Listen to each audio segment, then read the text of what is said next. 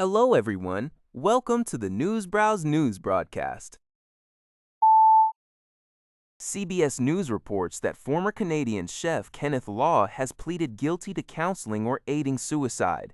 Law admitted to selling lethal substances online to 14 individuals in Ontario, aged 16 to 36, who subsequently died by suicide. This plea agreement led Canadian prosecutors to withdraw 14 murder charges against him. Police in Canada and worldwide have been investigating over 100 suicides linked to Law, who is suspected of sending at least 1,200 packages to more than 40 countries. Authorities in the UK decided not to charge Law for 112 deaths, deferring sentencing to Canada's single legal process.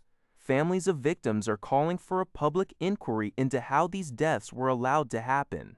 In Canada, aiding suicide carries a maximum penalty of 14 years in prison, while first-degree murder carries a life sentence.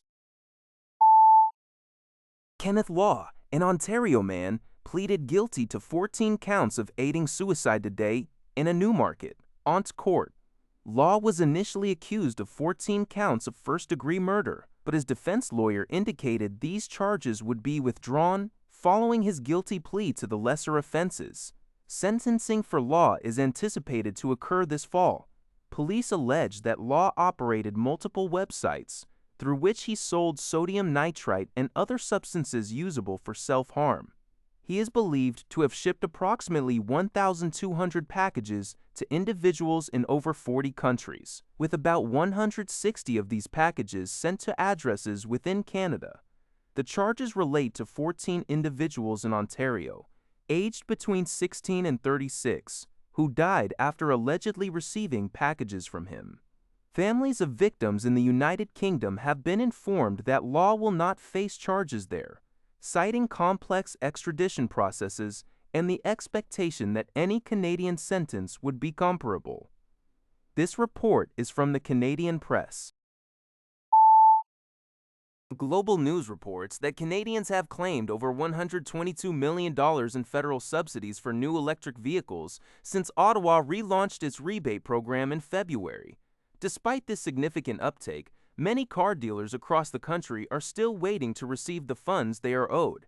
The Canadian Auto Dealers Association indicates that some dealerships are awaiting reimbursements exceeding $200,000, causing considerable cash flow problems, as dealers typically apply the rebate at the point of sale and then seek payment from the government. Concerns have been raised regarding claims being denied due to minor administrative errors, such as typographical mistakes in sale dates, with no clear appeal or review process in place.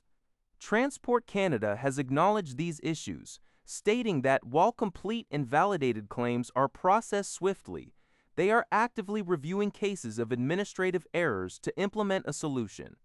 This program aims to put 840,000 new EVs on the road by offering up to $5,000 for fully electric vehicles and $2,500 for plug-in hybrids. The database currently shows 24,389 claims recorded, with a glitch preventing a detailed breakdown of individual dollar figures.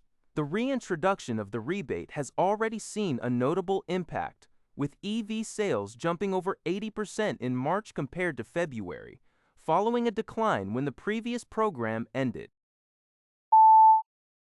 According to a report from City News Everywhere, the federal government of Canada recorded a significant deficit of $55.28 per account with the 2025-26 fiscal year. This marks an increase from the $43.15 billion deficit reported for the previous fiscal year. The Finance Department's monthly fiscal monitor, which provided these figures, also issued a caution, emphasizing that these numbers represent preliminary data and are not the final result for the 2025-26 fiscal year. The final official figures will incorporate additional end-of-year adjustments and will be formally published in the annual public accounts. For the period spanning April 2025 to March 2026, the government's total revenue reached $500.26.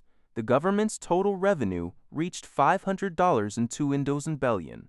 a slight increase from $494.81 billion recorded in the preceding year. Program expenses, excluding net actuarial losses, amounted to $487.89 billion, up from $480.29 billion. Public debt charges for the year were $53.7 billion in dollars, revenue $81 billion recorded in the preceding year, 1026 said Midable. Program billions were $7 billion, $71 billion. Compared to $53.6 billion in year earlier, net actuarial losses for the period stood at $13.70 billion, a notable rise from $4.02 billion in 29 maximal dollars, would have had from $490.2 million in 23 dollars the $2 million in 26 fiscal dollars.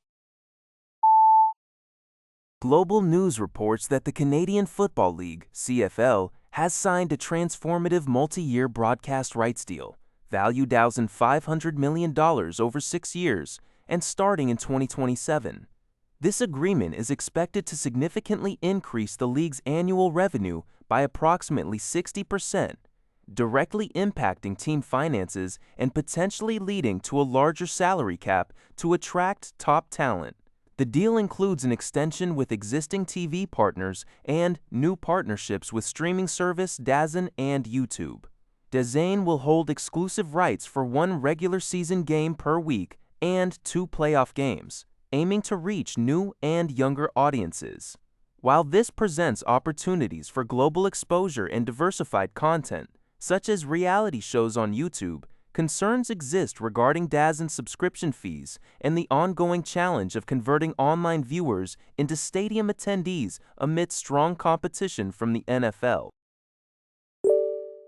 That's all for this video. Thank you for watching. See you in the next video.